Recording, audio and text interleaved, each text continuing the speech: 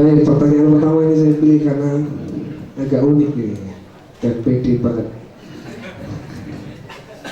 Kata saya cilik, agak coret-coretan. Ustaz, dulu kami pernah berpacaran. Setelah putus, hidayah datang dan saya pun berhijrah. Anak zaman now gini Ustaz, suka ngaku dia sudah hijrah. Udah putus. Sekarang hijrah. 4 tahun berlalu, namun saya masih sering memikirkan dia. Padahal sudah 3 kali diajak ta'aruf, namun saya belum diberi kemantapan. Setiap memohon petunjuk pada Allah, bayangannya yang selalu muncul, padahal kami tak pernah jalin komunikasi. Bagaimana menyikapinya? Mohon doanya Ustaz, semoga Allah pertemukan dengan jodoh yang tepat. Nah, ini yang paling bawah nih yang lucu. Aktivis dari teras dakwahku tak mengapa. Terus ada emotnya titik 2 tutup kurung. Saya ya aktivis loh. Wah. Baik. Pertanyaannya ini masalah mantan ya. Susah masalah mantan ini. Ustaz, gimana ya caranya? Pertama, solusinya adalah coba cari di mana keberadaan si mantan. Iyalah. Oh, sudah terlanjur cinta kok, udah membekas kok. Dan itu sulit dilupakan lagi. Karena mungkin cinta pertama kan biasanya susah ya dilupakan. Saya aja masih ingat. Iya kan? Bahkan sejak TK tuh masih ingat ini. Mantan-mantan TK tuh masih ingat semua. Karena saya udah berbakat ya, udah berbakat sejak kecil, udah berbakat saya. Urusan percintaan udah berbakat. Nah, pertama cari keberadaannya, lihat kalau bisa ketemu, entah itu medsosnya atau apa. Dan kemudian ternyata dia sudah bertobat juga loh. Udah bertobat dan masih jomblo, coba jalin komunikasi lagi, coba ya kan, agar sebagai teman lah, teman kan nggak masalah. Hubungi baik-baik, terus bagaimana keadaan dia, kalau sudah punya rencana nikah atau belum. Terus bagaimana, kan sudah, misalkan dilihat dia sama-sama hijrah, ya sudah ajak nikah, kan sama-sama hijrah, toh sudah kenal. Tapi kalau misalnya dia belum hijrah dan sebagainya, ya sudah. Saya tadi juga sampaikan cerita, gimana ya kita ini ya, kita tuh minta sama Allah misalnya. Ini saya kasih perumpamaan.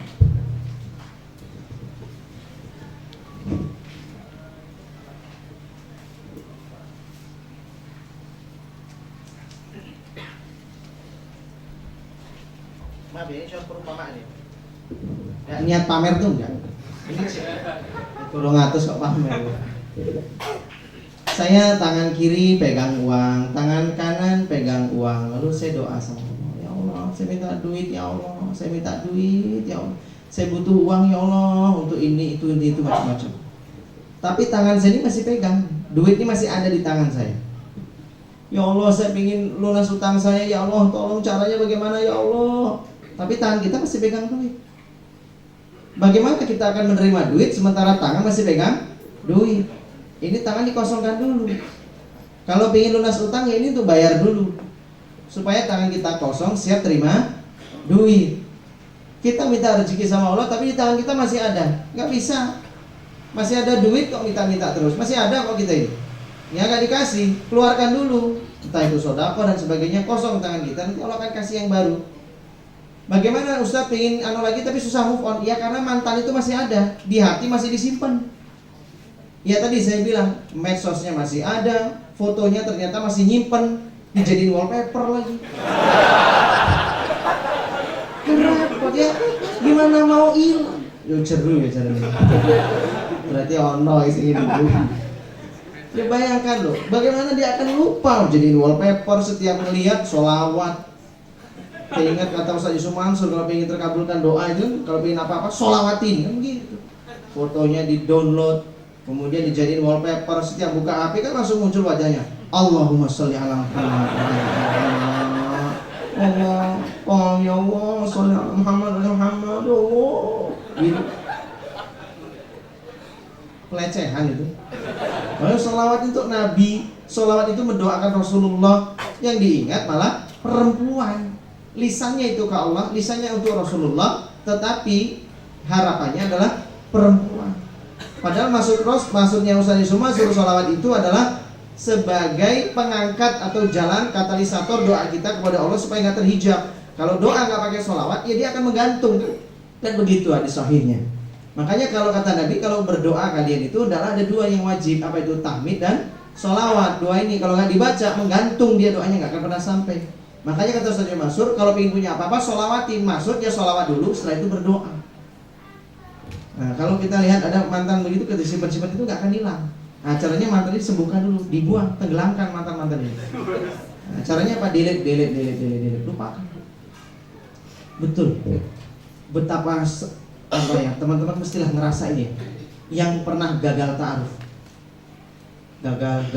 Perhatikan, coba lihat setiap kegagalan. Dapatnya pasti makin baik terus gitu. Betul. Saya tuh ngalamin.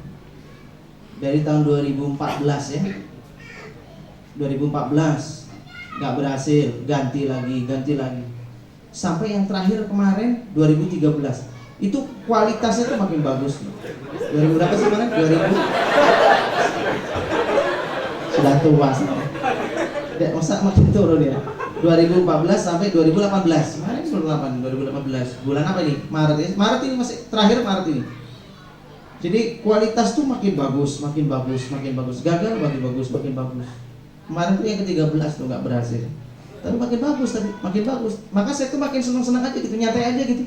Gak ada masalah gitu, taruh lagi, usaha lagi, terus begitu. Dan ternyata Allah tuh makin bagus, dapatnya tuh makin bagus. Lalu kenapa kita masih nyimpen mantan itu apa nih? Wong Allah itu mau ngasih yang bagus kok. Di surat Al-Baqarah itu ya, ayat 216. Kutiba alaikumul qital wa huwa kurhul lakum. Perang itu aslinya gak kita sukai, artinya kita benci. Tapi diwajibkan atas kamu berperang. Wa asa an taqrabu syai'an, intinya di situ. Wa huwa khairul lakum. Kamu mengira itu buruk padahal baik di sisi Allah. Kamu mengira itu baik padahal buruk di sisi Allah. Kalimatnya wallahu ya'lamu. Allah itu ya'lamu. Kalau dalam kalimat bahasa Arab teman-teman insyaallah udah paham semua. Kalau namanya kalimat fi'il ya, itu artinya dia bisa present tense, bisa future tense, bisa continuous tense. Artinya ya'lamu ini Allah tahu tentang keadaan kita sekarang. Allah juga tahu tentang keadaanmu di depan dan keadaan dia calonmu itu atau mantanmu itu yang akan terjadi padanya di depan nanti. Dan Allah pun tahu apa yang terjadi setiap detik waktunya, itu Allah tahu. Makanya wallahu ya'lam, Allah lebih tahu. Siapa tahu setelah ta'arufan kalau kamu nekat maunya sama dia, ngeyelnya sama dia, lalu kata Allah, wis nah karepmu kuwi wae, ya wis nyoh kakei. Siapa tahu setelah nikah memang ajalnya mati besoknya. Iya, siapa tahu dia mati. Makanya kalau kita gagal sama mantan, langsung mikir aja gitu. Mungkin dia sebentar lagi meninggal. Itu aja untuk cara menghibur diri. Saya itu kan diingetin. Mungkin dia umurnya nggak panjang. Gitu. Dan itu juga jadi motivasi buat kita. Kenapa? Oh kamu ya berani nolak saya. Tidak ada catatan kecuali kamu pasti nyesel nolak saya. Gitu berusaha. Ya, karena nerima kita mungkin lebih nyesel. Tapi saya tuh gitu kok. Ketika ditolak-tolak tuh saya tuh optimis. Dan alhamdulillah, kenapa? Optimisme saya itu ditolak-tolak itu saya harus sukses terus begitu. Dan ini mendorong saya lebih sukses. Kenapa? Karena saya gak kepingin ketemu dia suatu saat nanti di masa yang akan datang, kondisinya dia bahagia dengan suaminya, sementara saya sedih menderita dengan istri saya. Makanya saya harus bahagia. Kenapa? Saya pingin dia melihat saya bahagia. Itu dendam yang paling baik kan begitu ya. Kita harus lebih sukses dari dia yang nolak-nolak kita. Tapi saya dengar kabarnya mantan-mantan saya ini, Masya Allah, saya nggak berani ketemu mereka. Kenapa? Mereka juga sukses. Dia juga sama mungkin. Saya harus lebih sukses dari awan. Ayo saudara. Tapi nggak apa-apa, sama-sama sukses kan. Alhamdulillah. Minimal kebaikan itu untuk kita. Sudahlah, mantan ini tenggelamkan saja. Oke? Sudah cukup. Oke mas. Nah, ini ada beberapa pertanyaan yang saya jadikan satu. Biasanya ada kopi kok ada kopi. Biasanya ada kopi ada kopi. Sudah saya ingetin, tadi keluar masjid saya langsung, Cak, punya saya pakai es. Siap. Orang terpergi. Saya nggak minta loh, cuma nanya biasanya. Demi Allah saya nggak minta. Cuma nanya. Terus. Ustaz, ini ada beberapa pertanyaan Ustaz, saya ringkas. Pertama Ustaz, ada yang mau nikah, sudah deket chemistry-nya katanya, tapi yang laki-laki lebih kaya, yang perempuan di bawahnya, sehingga orang tuanya yang laki-laki ini pengennya Minder. sepadan gitu. Yang laki-laki itu pengennya sepadan, yang cewek jadi minder. Tapi ada juga nih Tan, yang sudah ngakunya sudah punya gaji hampir 3 juta. Siapa? Ini beda lagi, beda pertanyaan lagi Tan. Loh, kok beda pertanyaan gimana? Ini dirangkum Ustaz, karena mirip-mirip. Oh sama. Ya. Nah, ini dia tanya mau fokus mengembangkan bisnis dulu atau melamar si perempuan. Sudah punya gaji padahal. Sudah punya gaji Berapa gaji? 3 juta. 3 juta. Oke, tuh. Terus? Ini Ustaz, ada lagi yang ini intinya sama ya. Orang yang ragu-ragu Ustaz. Di kumpulan raguus. Dekat dengan ikhwan, kemudian minta orang tuanya untuk melamar, tapi si ikhwannya belum siap dan berdalih mau istiqomah. Oh, istiqomah jomblo Ustaz. Dia bingung. Aneh. Asli aneh. Ya aneh. Ini juga enggak. Pengen menikah tapi orang tuanya pengennya minimal lulus S1, dan kalau menikah uang kuliahnya suruh cari sendiri. Gitu Ustaz. Mah beda-beda kasih jenis. Sama saat intinya ragu-ragu dan masalah Ini yang ekonomi. dikasih kopi ya Mas ya nanti. Yang harus sehat. Baik. Pertanyaan pertama tadi masalah beda ekonomi ya. Si laki-lakinya lebih kaya, orang tuanya ingin cari yang sepadan. Jadi laki-laki ini harus bisa. Ini teman-teman ingat-ingat ya. Salah satu indikatornya gagalnya mendidik anak adalah anak itu sungkan curhat sama orang tua. Ya, indikator itu salah satunya. Salah satu indikator kegagalan mendidik anak adalah anak susah curhat sama orang tua. Anak segan mau ngomong sama orang tua. Apa masalahnya? Kalau teman-teman punya masalah komunikasi sama orang tua, berarti orang tua gagal didik. Kenapa? Pasti dalam hubungannya itu terlalu jauh antara orang tua dengan anak. Kenapa? Anak itu terlalu takut, segan, takut dimarahin, segan, sungkan, takut ribut, takut anak durhaka, terlalu sungkan, takut dan nanti gimana ya. Berarti hubungannya itu antara ayah dan anak itu kayak dosen pembimbing skripsi dengan mahasiswa itu. Betul. Kalau sukses itu kalau anak itu tiba-tiba, ya aku pingin curhat, nah gitu. Apa bro? Kata bapaknya. Apa bro? Gitu. Jadi bapak sama anak itu kayak kawan, kayak teman. Nah ini tadi laki-laki mestinya yang ngomong lah sama bapak ibunya. Gak usah takut-takut, ngomong tinggal ngomong aja. Yang penting santun baik. Sampaikan. Ya, nih cari yang stratanya sama dengan kita.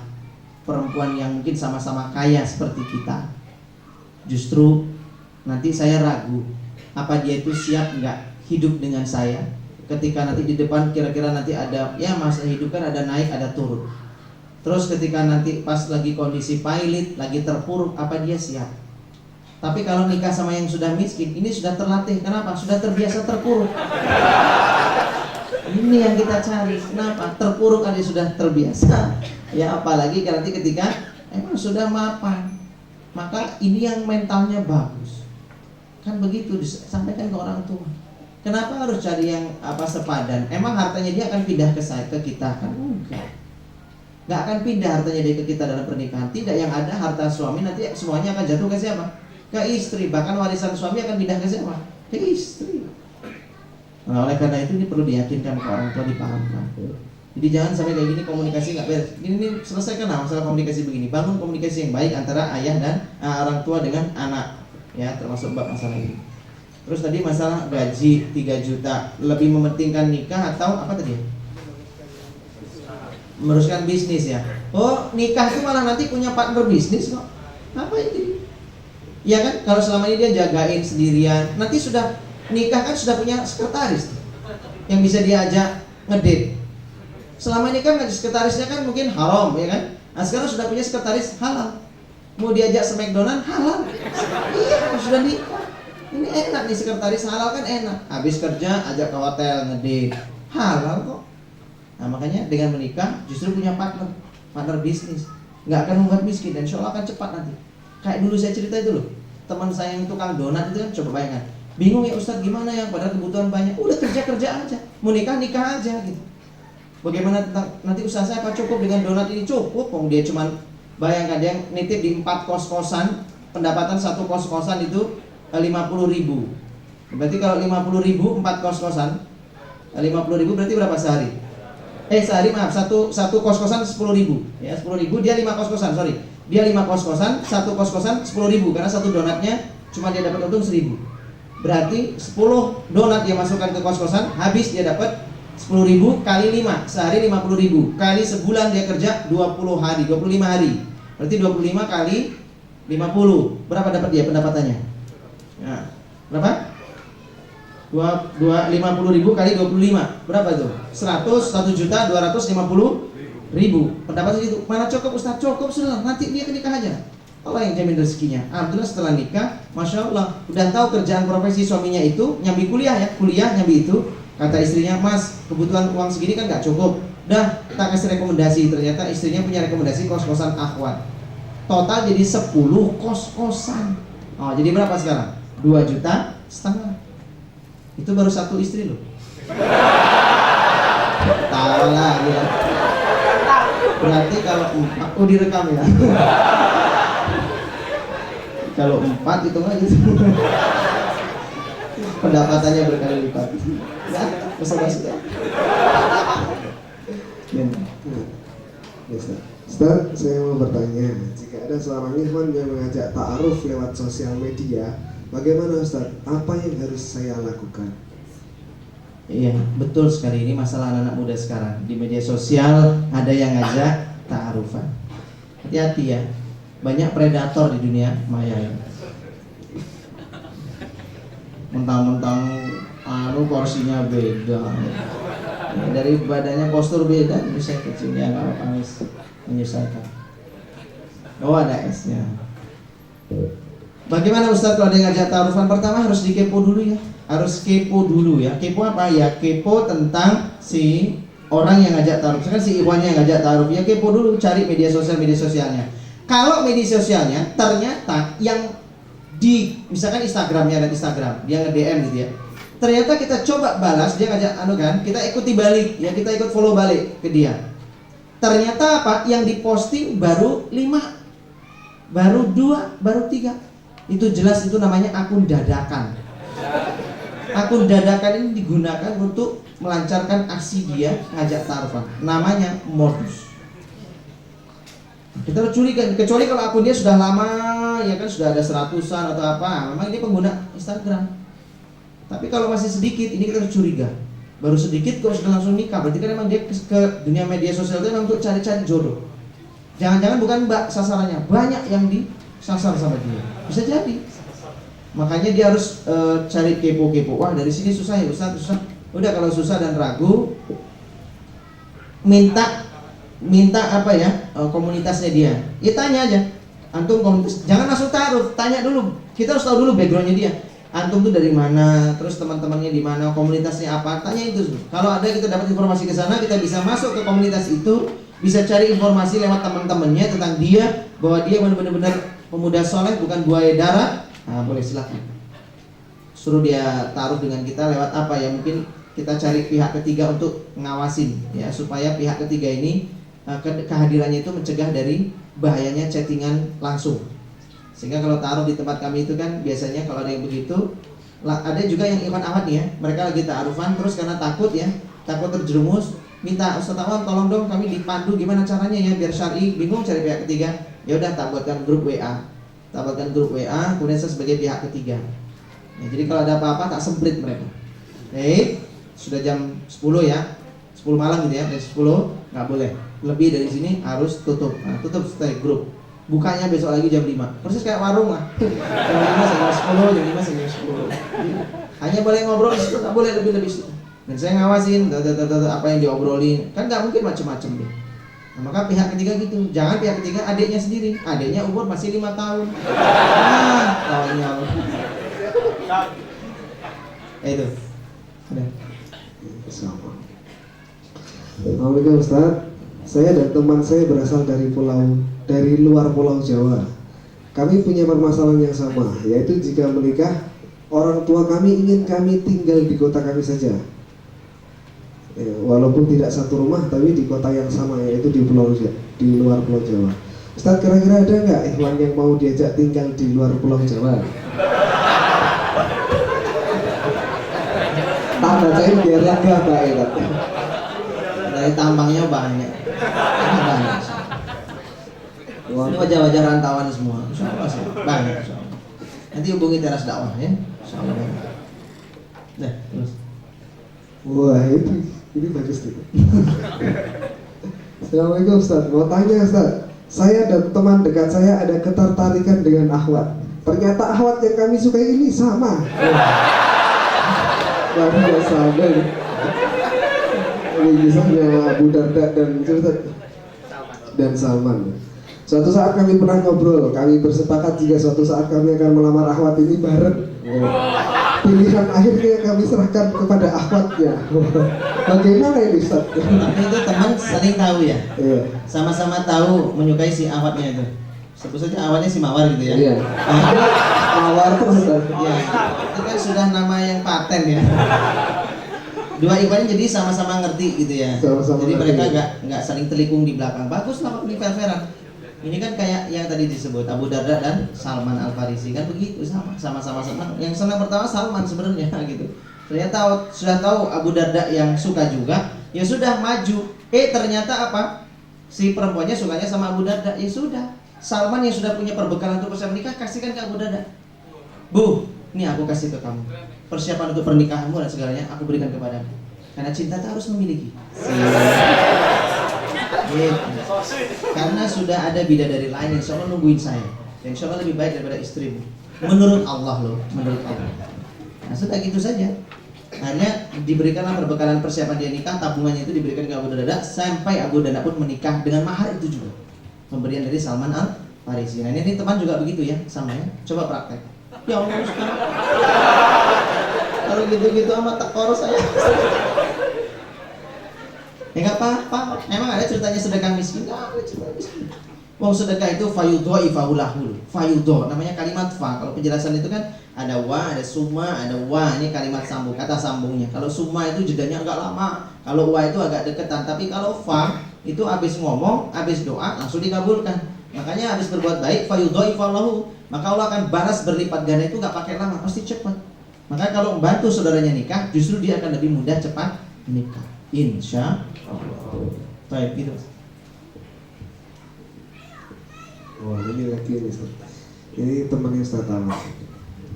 Boleh Ustaz, saya proses ta'aruf keluarga ayah ibu kedua belah pihak sama-sama tahu atau kenal baik. Yang mau saya tanyakan, saya agak galau Ustaz, karena calon yang berta'aruf dengan saya sudah beristri dan serius menyatakan akan melamar saya dan siap poligami.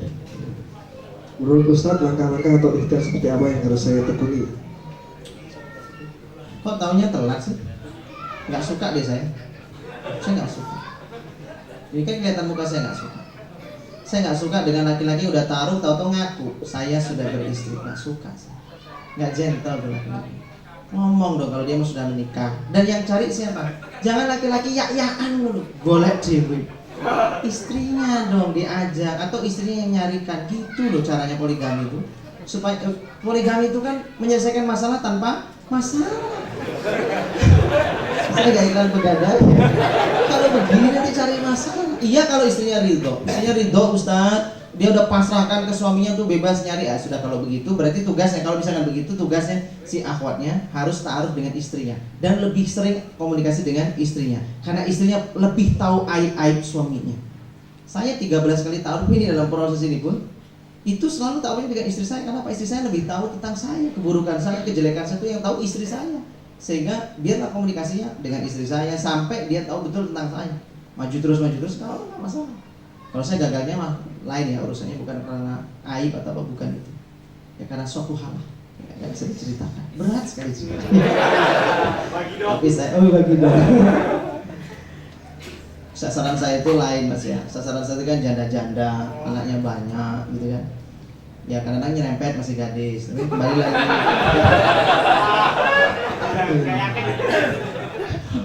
Istrinya nyari.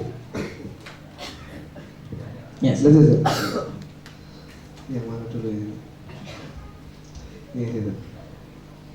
Ustaz, saya akhwat yang sudah dihitbah. Saya dan calon suami baru lulus kuliah dan belum dapat pekerjaan. Bagaimana cara meyakinkan calon suami Saya pertama tadi Mas, saya sudah dikhidbah atau belum? Sudah dikhidbah. Oh, tapi belum lulus. Belum lulus. Bagaimana meyakinkan calon suami kalau Allah akan melapangkan rezeki dan mengkayakan setelah menikah, agar calon suami segera meminang saya atau segera akad? Nah ini kok bisa kejadian begini, mesti ta'arufnya nggak beres ini. Iya, ta'aruf itu harusnya beres. Kenapa? Dari awal tuh dikasih, awal tuh sudah dibahas. Antum ngajak ta'aruf saya, emang sudah nih siap nikah? Siap ukti. Kapan targetnya rencana nikah? Kalau bisa secepat-cepatnya, ta'aruf selesai kita nikah, tidak ada masalah. Tanyakan lagi, orang tua udah beres belum? Ya, orang tua beres, insya Allah semuanya gak ada masalah. Nah kalau begitu silakan maju terus. Tapi kalau dari ini saja belum beres, jangan coba-coba. Makanya urusan ta'aruf tuh kadang-kadang tuh sampai panjang, 6 bulan, sampai 1 tahun, itu bukan ta'aruf itu namanya. Kalau ta'aruf itu ya cepat gitu loh, artinya cepat tapi berkualitas, isinya padat, betul-betul saling kepo gitu loh, tentang siapa dia, siapa aku, terus gitu, jadi saling tahu terus gitu ya, fokus, nggak ada banyak selingannya tuh, nggak ada. Nah sudah begitu selesai, sebulan, 2 bulan atau 3 bulan khidbah, nggak lama kemudian nikah. Jangan sampai sudah khidbah, yang laki-laki ditanya kapan nikahin aku, bentar ya aku tak nabung dulu, tak gini, berarti dulu pas ta'arufnya gimana awal-awalnya? Kok saya jadi emosi begini? Karena saya gregetan sih sama orang kalau ta'aruf tuh ya harus begitu, perlu belajar ya. Alhamdulillah ada kajian di Teras Dakwah ini supaya teman-teman tahu bagaimana cara ta'aruf dan apa harus ditanyakan, apa poin-poin penting dalam ta'aruf. Salah satu di antaranya selain persiapan ini adalah apa? Restu dari orang tua itu dari awal. Artinya orang tua benar-benar sudah mengizinkan menikah. Jangan sampai omongnya orang tuanya, "Ma, aku boleh nggak nikah?" Boleh. Ya jelas lah, siapa yang orang tua nggak ngizinkan anaknya nikah, pasti diizinkan nikah. Persoalan waktunya itu harus ditanyakan detail ke orang tuanya. Pak, Bu, misalkan ini akhwat ya, Pak, Bu, aku kira-kira kapan boleh nikah ya? Nanti aja habis lebaran. Oh, kan udah tahu nih, beneran? Iya. Kira-kira bulan apa? Biar aku persiapan mau ta'aruf nih. Nah kan begitu. Misalnya, oh nanti lah bulan Syawal, insya Allah bapak ibu udah ada duitnya. Kalau misalkan mau resepsi, emang udah ada calon? Ya belum. Sudah carilah dulu sana. Cari sekarang. Umpet, ngumpang, manting, montang-manting, boleh, nemu di jalan. Nah, ada kayak opo. Iya, muncul mangkringan ya. Ustaz, saya masih SMA namun sudah terjebak dalam rasa cinta kepada seseorang. Saya sudah berusaha menundukkan pandangan namun tetap saja masih sering memandangnya.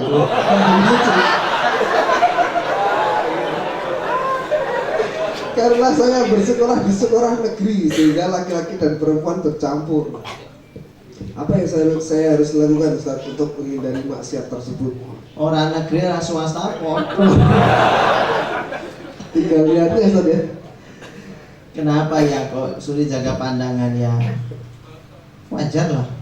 Dia sulit jaga pandangan karena tidak diiringi dengan berpuasa. Makanya perintah Rasul tuh kalau belum siap nikah, dan anak muda ini nih karena masih sekolah, masih SMA, jelas dia belum siap menikah. Secara keilmuan masih kurang, secara harta opo meneh. Ya jelas dia belum siap. Maka saya nggak mungkin nyarankan dia nikah, tuh jelas nggak mungkin. Saya bisa dibunuh sama bapaknya dia. Siapa ustadz yang mendoktrinasi kamu segera nikah? Ustadz Awan. Di wong tak patah ini. Ustadz lah becus ya. Anak sekolah kok nikah gitu. Maka saya tidak akan anjurkan dia menikah. Saya anjurkan adalah berpuasa. Karena dengan berpuasa kan dia mikir-mikir, ya Allah, pas mau ngelek, astagfirullahaladzim ya Allah, aku sih puasa, astagfirullah.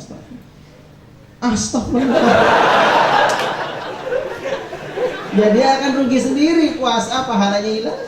Tapi ketahuilah, puasa itu bisa menekan syahwat. Kenapa? Karena kecapean, kelaparan kan sudah harap melek susah.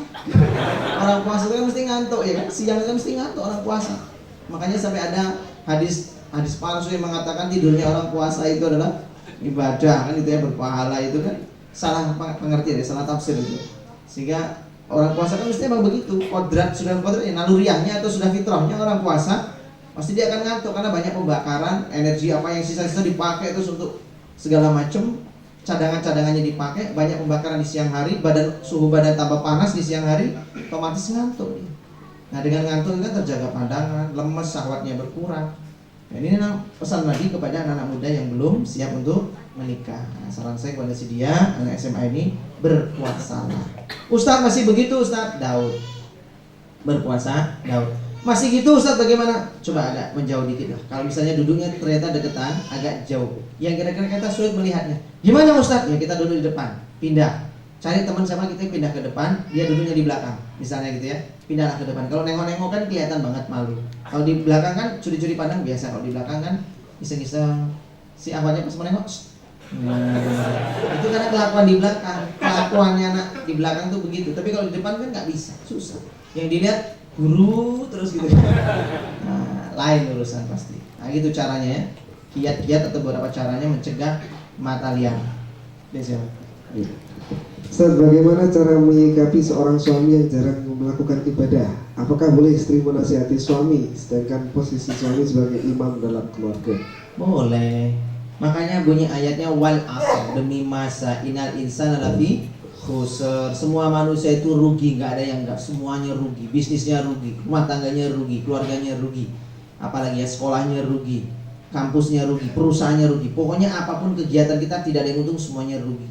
Illal ladzina amanu wa amilus saleh, kecuali dihiasi dengan iman amal soleh. Karena iman amal soleh itulah jadi indah, jadi indah, jadi indah semuanya. Karena apa? Orang kompak beriman, beramal soleh. Amal soleh itu amal baik. Ditambah lagi watawassaw bil haq, watawassaw bis sabr. Itu 4 hal yang menyebabkan hidup kita nggak ada namanya kerugian. Tapi kalau cuma amanu wa amilus saleh, nggak ada namanya watawassaw bil haq, watawassaw bis sabr, tetap rugi. Contohnya apa? Karyawan di sebuah kantor perusahaan. Di situ iman amal soleh, tapi nggak ada nasihat menasihati, bingung kita. Bingung apa? Cara ngingetin gimana ya Ustadz? Lah kenapa? Karyawan saya itu rajin ibadah, tapi kalau giliran kerja itu seringnya medsosan terus Ustadz. Kan jadi produktivitas perusahaan kita jadi menurun gara-gara karyawan ini pada WA-an, pada medsosan. Mau negur tuh nggak enak Ustadz tuh kan. Akan beruntung kalau ada namanya watawassaw bil haq, watawassaw bis sabr. Begitupun dalam rumah tangga. Meskipun laki-laki itu imam, perempuannya makmum, tetap ada namanya watawassaw bil haq, watawassaw bis sabr. Imamnya melenceng, tegur. Ya kayak kita sholat kan, ditegur subhanallah. Atau kalau perempuan ditepuk tangannya. Artinya apa? Boleh kalau imamnya melenceng, makmumnya mengingatkan. Makanya kalau laki-lakinya kurang ibadah, tolong diingatkan. Cara mengingatkan gimana ya Ustaz? Marah, ajak ke majelis taklim, ajak ke kajian. Mudah-mudahan kalau dia masih mau datang ke pengajian, masih mudah tersibuh, masih mudah gampang terpengaruhi oleh kajian-kajian ilmunya itu. Ustaz, ya lewat tulisan-tulisan. Ya lewat tulisan. Apalagi Ustaz? Coba sering-sering dengarkan kalau di mobil sambil dengar tausiahnya Ustaz, misalkan supaya supami sholat subuh misalkan ya. Ya, coba setel video YouTube, situ judulnya ketik aja dahsyatnya sholat subuh. Nah, kan nanti muncul tuh macam-macam ceramah Ustaz. Sambil di perjalanan setel gitu. Jadi bukan kita yang ceramah, bukan istri.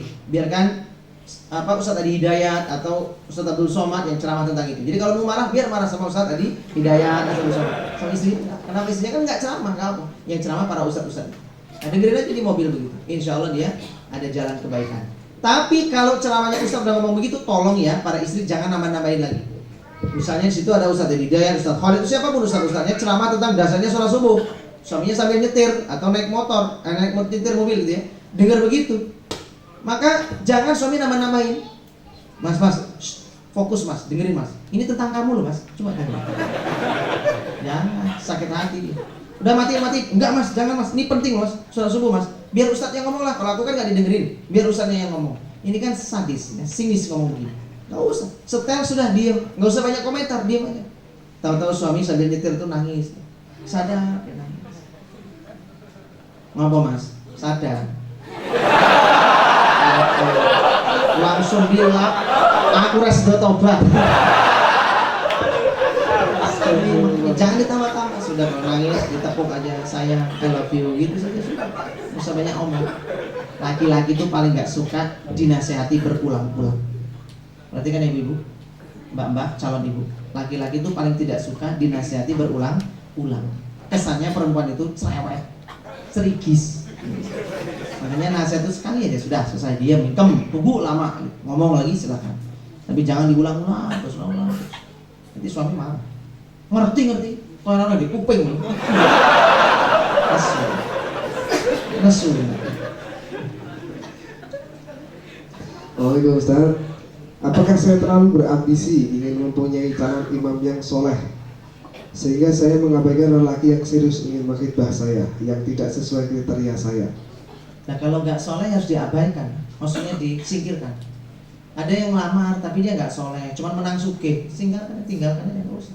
Ngapain datang kelihatan sugih, kaya, punya ini, cerita ini itu, ngapain tapi nggak soleh? Hartanya itu akan menyusahkan. Ngapain kalau dia nggak soleh? Kenapa? Dia berharta tapi dia gampang selingkuh. Orang punya harta, tahu-tahu pergi ke karaokean. Gimana cara kita mengingatkannya? Dia punya duit, gampang buat dia jajan pergi ke Sarkem, gampang udah. Iya kan? Nah, kan dia punya duit, tapi kalau cari yang soleh, kalau yang begitu jangan. Kalau solehnya Hanif ya, Hanif itu artinya dia baik, punya bakat baik, hanya kondisi dia menyebabkan dia kurang kekeh ya, istiqomahnya itu kurang. Misalnya dia udah Hanif itu baik, senang sama kajian, cuman karena posisi dia pengajian itu hanya didapat di kantor karena kesibukan dia itu. Jadi pengetahuannya masih kurang banyak. Ini boleh dijadikan suami yang begini nih. Karena apa? Karena dia baik. Hanya tinggal nanti ditambah sama istri, dikuatkan lewat kajian di luar atau bagaimana pas hari weekend gitu ya. Tapi kalau cuma datang, agamanya kurang, cuma modal kaya, tenggelamkan gitu ya. Nah, gitu Mas. Ustaz, jika kita ingin menikah tapi belum ada calon, amalan-amalan apa yang harus dilakukan agar jodoh segera datang? Beramal untuk mencari jodoh. Dulu Ustadz Umar Mita tuh ceramah di sini pas datang, sama seperti yang beliau sampaikan ketika di Masjid Nurul Asri Derisan. Kami para ustadz itu paling bingung kalau ditanya tentang amal ibadah apa supaya lancar rezeki, supaya dapat jodoh dan sebagainya. Karena apa? Karena setiap amal soleh itu tujuannya adalah untuk akhirat. Kita sholat untuk apa? Akhirat. Kita baca Quran tujuannya untuk apa? Akhirat. Gak ada yang Muslim sahabat tuh gak ada yang cari jodoh karena sholat untuk cari jodoh, itu nggak ada. Semuanya tuh tahu kalau itu semua adalah amalan akhirat. Kenapa? Karena kita sadar beribadah sejak lahir sampai pun Allah umurkan panjangkan umur kita sampai hari kiamat pun kita beribadah terus, tetap tidak akan bisa membayar kebaikan dan rahmat kasih sayang Allah ke kita tuh nggak akan bisa. Sehingga kita walaupun sholat atau apa itu tetap bukan tanda tetap menebus kebaikan Allah ke kita, tetap nggak tertebus. Kalau kita sholat mau puasa sepanjang hari pun nggak akan tertebus. Itu cuma sebagai bentuk ketaatan dan ketunduan kita kepada Allah. Fokusnya apa? Innallaha ghafurur rahim. Kalau dia tanya, Ustadz amalan apa? Sebagaimana ini dinasihatkan oleh Syekh Hasan Al-Basri dan yang lain.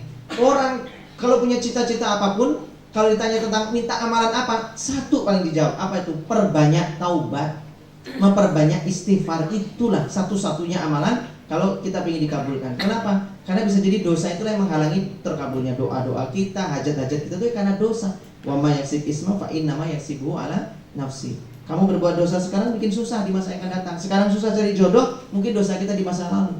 Makanya saya ingat dulu tahun 2016 saya berangkat ke Darut Tauhid. Dulu kan tur, ceritanya ada program daurah dari Lombok. Berangkat dari Lombok berapa minggu ya, sekitar waktu itu 2 mingguan.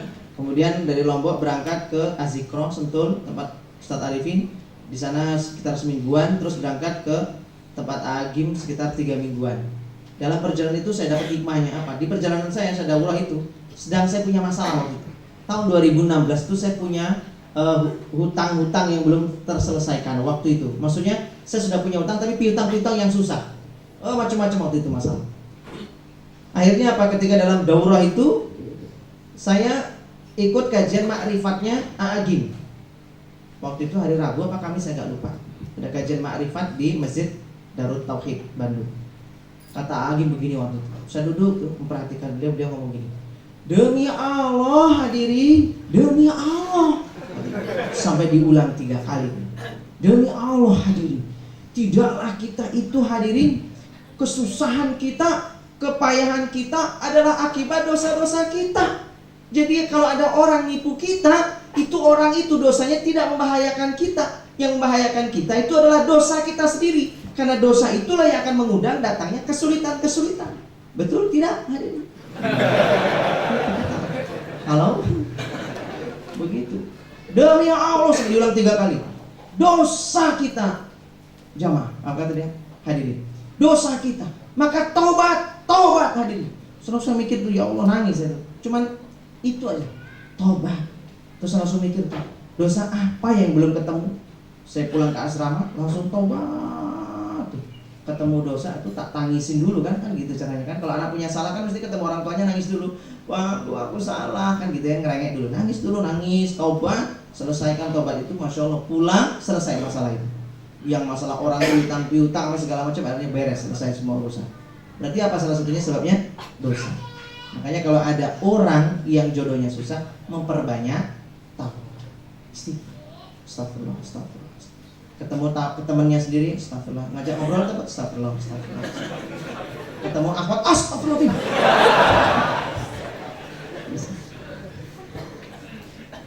Sorry Ustaz, kadang kan ketika kita ditanya udah siap nikah, sering kita jawabnya ragu-ragu antara siap atau masih mau melanjutkan pendidikan dan karir. Tapi kalau nggak ada yang nanya, saat melihat sepasang suami istri itu kita rasanya muangkal Ustaz. Gimana caranya kita memantapkan pilihan supaya kelak nggak nyesel, dan gimana caranya mengatasi problematika hati yang masih labil seperti ini? Ruqyah. Jadi kalau ada orang yang ragu-ragu antara siap tidak siap, bimbang aja nikah tuh udah siap atau belum ya? Ingat, waswisu fi sudurin nas. Ini datanya dari syaitan. Maka salah satu penyembuh atau obatnya adalah di surat Al-Anfal surat ke-8 ayat 11, Allah menurunkan air hujan. Yughashikumun nu'a. Allah turunkan air hujan. Untuk apa? Tutahhirukum, mensucikan kamu. Apalagi air hujan itu untuk salah satunya menjauhkan kamu dari syaitan-syaitan. Apalagi meneguhkan atau menguatkan hatimu. Apalagi yang keempat, meneguhkan langkah keputusanmu, langkah kakimu. Maka kalau ada orang yang ragu-ragu mau nikah, iya enggak, ragu, banyak ragunya, keraguan itu datang dari syaitan. Ruqyah mandiri. Caranya apa? Mandi air hujan. Jadi kalau pas hujan-hujan itu mandi. Sebagian airnya diminum ya, boleh diminum. Tapi jangan yang hujan langsung turun ditampung. Biar hujan tuh turun sekitar 10 menitan, nah kita mandi, nanti sebagian ditampung lalu diminum. Gak usah dimasak, diminum. Itu bisa ruqyah bagus tuh untuk menghilangkan usir jin-jin kalau misalkan di rumah ada jin. Gak usah ke tempat ustadz, gini aja insya Allah udah, insya Allah seizin Allah sembuh sambil baca doa-doa ruqyah. Ya, 10 ayat utama dari surat Al-Baqarah itu, ayat 1 sampai ayat 4. Kemudian dari surat Al-Baqarah itu surat ayat 255, 256, 257, ayat kursi dan 2 ayat setelahnya plus 3 yang terakhir. Itu tuh dibaca itu sambil hujan-hujanan, sambil baca Al-Fatihah, Al-Ikhlas, Al-Falaq, Anas. Insya Allah nanti jinnya keluar. Teman-teman pulang dari sini ternyata hujan, sudah diniati ya Allah bismillah saatnya ruqyah. Tas masukkan ke box motor tuh di dalam, terus niat hujan-hujanan gak usah pakai jas hujan. Biar bisa minum ya sambil mangap. Caranya. Terakhir. Masih lamanya. Tinggal satu. Biasanya banyak banget nih. Kayaknya ada yang kagum nih. Kemarin numpuk pertanyaan nggak dibacain. Loh iya, yang kemarin tuh kemana ya? Yang kemarin tuh di mana kan? Kan janjinya mau dibaca sekarang. Yang janji panitia. Disimpan Ustaz, tapi banyak banget. Ini Ustaz, papa saya adalah seorang mu'alaf dan beliau tidak baik dalam menjalankan syariat Islam. Bahkan terkadang masih menjalankan ritual di agama yang sebelumnya meskipun tidak ke tempat ibadahnya. Saya sangat jarang bertemu dengan papa, bahkan setahun sekali aja ya, belum tentu. Nah saya ini mau nikah Ustaz, apakah wali nikah saya harus tetap papa saya itu atau bukan? Selama dia muslim ya. Selama dia muslim maka ayahnya yang menjadi walinya. Selama dia masih muslim. Kalau non muslim pasti terputus ya. Artinya kalau non muslim beda-beda nggak bisa menikahkan karena syaratnya dia harus muslim. Terus bagaimana Ustaz cari walinya yang muslim? Nggak ada Ustaz, dari ayah tuh Kristen semuanya. Kalau Kristen beda agama, terus bagaimana Ustaz? Kalau dia beda agama, maka boleh perwaliannya diserahkan kepada wali hakim. Dalam hal ini konteksnya adalah Pak Penghulu atau KUA, pihak KUA. Gitu ya.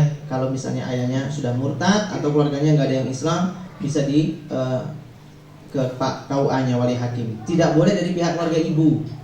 Ya, misalnya paman dari ibu, adiknya ibu, saudara laki-laki ibu, enggak. Harus dari pihak laki-laki jalur ayah. Itu namanya perwalian nikah khususnya. Gitu Mas. Baik. Ada yang mau ditanyakan lagi teman-teman? Ya, mungkin ada yang mau nanya langsung, nggak pakai kertas. Ada? Ya boleh. Ada? Silakan. Kasih hadiah, yang mau nanya langsung dapat hadiah. Oh, tuh. Silakan. Tengok semua dulu, tengok. Baik, kalau nggak ada saya teruskan sebentar ya sebagai penutup dari saya. Teman-teman yang selama ini ragu-ragu mau nikah karena harta, karena rezeki, sudah saya bahas tadi bahwa Allah menjamin rezeki kita. Tidak ada kita namanya nggak boleh ragu-ragu. Sebagaimana tadi sore sudah saya sampaikan, Imam Syakik Al-Balki mengatakan ada 3 pernyataan dalam hidup kita itu yang sering kita salahin sendiri, kita dustai sendiri, kita sanggah sendiri. 3 pernyataan itu apa? 1, mengaku hamba Allah tapi berbuat seperti orang yang merdeka. Mengaku hamba tapi berbuat seperti orang yang merdeka. Sejatinya hamba Allah itu berarti kita ini budaknya Allah, maka harusnya hidup dengan aturan Allah, bukan dengan aturannya sendiri.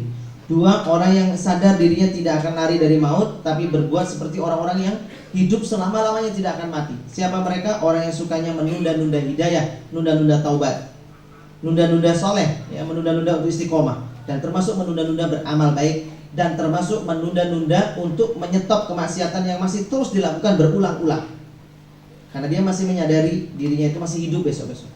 Dan yang ketiga adalah orang yang mengaku rezeki itu sudah ditetapkan oleh Allah, sudah ada ukuran dan aturannya, tetapi hidupnya selalu dirisaukan dengan rezeki. Ya, seorang mukmin tak boleh ragu dengan rezeki, sudah dicatat oleh Allah. Sejak dalam kandungan kita 120 hari umur kita dicatat 3 perkara: ajalnya, rezekinya, dan nasib baik nasib buruknya. Loh, katanya jodoh Ustaz. Jodoh itu kaitannya kalau dapat jodoh berarti nasib baik, nggak dapat jodoh berarti nasib buruk. Atau bisa juga yang ketiga, apa itu rezeki? Nah, dapat jodoh berarti dia termasuk bagian rezeki dia. Saya lebih sepakat dengan yang kedua ya, karena tidak dapat jodoh itu bukan berarti nasib buruk, karena Allah itu pasti memberi yang terbaik. Kalau dia ternyata nasibnya jomblo terus sampai akhir hayat, nah berarti memang Allah berkehendak ada kebaikan dalam kejombloannya itu. Apa Ustaz? Meneket tehe. Saya nggak tahu itu. Ya, intinya kalau rezeki sudah lupakan. Masalah orang tua, komunikasi yang baik dengan orang tua supaya kita bisa diizinkan menikah. Apalagi Pak Ustadz, kalau yang masih punya beban amanah, segera selesaikanlah, karena itu yang menghalang-halangi kita menikah. Apa Ustadz beban amanah? Ya mungkin kontrak kerja, kontrak beasiswa, atau skripsi yang memang harus disuruh menyelesaikan dulu. Sudah fokus itu dulu, amanah dulu.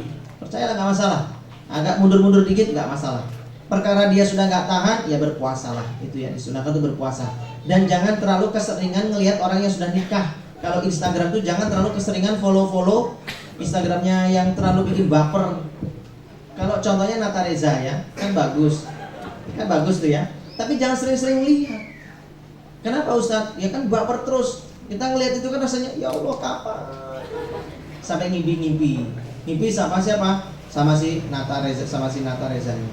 Ngimpi dinikahin sama Nata Reza. Gara-gara ngeliatin itu terus. Ya Allah, ngimpi bangun-bangun, astagfirullah. Kok aku ngimpi jadi istri keduanya Nata Reza? Apa maksudnya ya Allah? Jangan-jangan ini kenyataan. Langsung di DM. Siapa? Kurangin dikit lah ya. Terlalu baper-baper itu ya. Boleh ngeliat-ngeliat tapi jangan terlalu keseringan. Baper tuh yang kayak yang begitu tuh jangan. Cari yang lain-lain tuh yang jomblo ya. Kalau misalnya dia saking benar-benar baper nggak bisa nahan, ya harus mengurangi. Yang begitu dikurangi. Adapun teman-teman yang misalnya sudah siap, alhamdulillah, ya segera saja menikah. Modal ilmu tetap dijaga, ditambah-tambah terus ilmunya, dan setelah nikah pun harus tetap taklim. Ingat itu pesan saya, setelah nikah harus tetap rajin taklim. Karena apa? Ilmu gak akan pernah habis, terus tambah. Jangan merasa sombong dengan bekal sudah cukup, enggak juga. Nyatanya banyak ilmu yang tidak membahas masalah pengalaman. Sementara pengalaman ini kadang-kadang gak ada di teori. Nah ini diceramahkan kadang-kadang sama ustadznya, dan kita bisa ngambil pelajaran dari pengalaman. Gak mesti dari ilmu teori-teori, gak mesti. Nah itulah makanya kita penting taklim, dan taklim itu menjadikan kita berkah. Anggaplah teman-teman di sini taklim sambil ngomong anak, nggak sempat dengarkan ceramah, tapi dapat berkahnya. Nggak taklim itu semua itu dapat berkah. Nah pulang-pulang ke rumah tangga kita diberkahi, itu keuntungan minimalnya. Kalaupun nggak sempat dapat ilmu karena jaga parkiran lah ini itu, atau mic-nya nggak kedengeran, datangnya saja sudah dapat berkah, maka pulang itu mendapat keberkahan, rumahnya pun penuh dengan keberkahan. Sebagaimana sabda Nabi SAW itu, ketika kami para sahabat itu pulang, maka dari tempat Nabi kita pulang itu, sahabat melihat sahabat yang lain itu seperti ada lampu yang berjalan. Dirinya tidak bawa lampu, tapi seperti ada cahaya. Tanyakan kepada Nabi, apa itu ya Rasulullah? Itulah berkahnya orang-orang yang datang ke majelis taklim. Kenapa? Ada malaikat-malaikat rahmat pulang pun bersama kita. Malaikat rahmat kan sekarang berkumpul di atas. Kita pulang, mereka nanti masing-masing ngawal, membawa keberkahan. Berkah itu apa? Kebaikan. Ya, ziyadatul khair, bertambah kebaikannya. Rumah tangga banyak baiknya. Kenapa? Datang ke majelis taklim. Sulit nasihati suami, ajak ke majelis taklim. Sulit nasihati istri, ke majelis taklim. Karena itulah banyak keberkahannya. Dan di situ ada dosa yang diampuni oleh Allah yang kita selama ini nggak sadar, nggak tahu dosanya apa. Datang ke majelis taklim, dosa itu diampuni oleh Allah lewat datang ke majelis taklim. Itulah keuntungannya datang ke majelis taklim di antaranya. Ya. Jadi dosa kita yang menghalangi terkabulnya doa, yang bikin runyam, rezeki sempit. Datang ke majelis taklim, datang terus rezeki kebuka. Kenapa? Tanpa dia sadari sebenarnya doa dia mulai diangkat sejak dia datang ke majelis taklim, dosanya berguguran. Malaikat itu bertanya kepada Allah, ya Allah, kata malaikat, ada orang yang cuma numpang lewat, dengar suara, tertarik, cuma numpang duduk sebentar. Kata Allah, dia termasuk bagian dari mereka. Maka dia pun yang cuma numpang duduk, dengar ceramah sebentar, duduknya pun di emperan paling luar, dia pun sama. Aku berikan rahmat, aku berikan cinta, dan aku ampuni dosa-dosanya. Masya Allah. Makanya apalagi yang duduk terdepan, khidmat dari awal sampai tadi, yang semuanya lain. Makanya jangan tinggalkan majelis taklim. Dan yang paling menyebalkan yaitu setelah nikah rata-rata fokusnya ke ekonomi. Fokus ke dagang, kerja, mikirin nafkah, cari duit untuk bayar kontrakan, bisa ngasih makan istri. Wah, jangan terlalu gitu-gitu amat sih terhadap dunia ini. Taklim tetap taklim, ngaji tetap ngaji. Kenapa? Ada berkah, ada kebahagiaan yang nggak bisa dicapai dengan kau kerja keras cari duit, enggak. Ada kebahagiaan nggak bisa dibeli dengan duit banyak. Paham maksud saya? Baik, semoga teman-teman semua dimudahkan Allah untuk bisa menikah semua dan ya dapat jodohnya, nggak jomblo sampai akhir hayat, insyaallah. Kita sambung kajian-kajian kita mungkin lewat Instagram saya, Mas Awan Abdullah ya, MAZ Mas Awan Abdullah. Terima kasih. Assalamualaikum warahmatullahi wabarakatuh. Waalaikumsalam warahmatullahi wabarakatuh.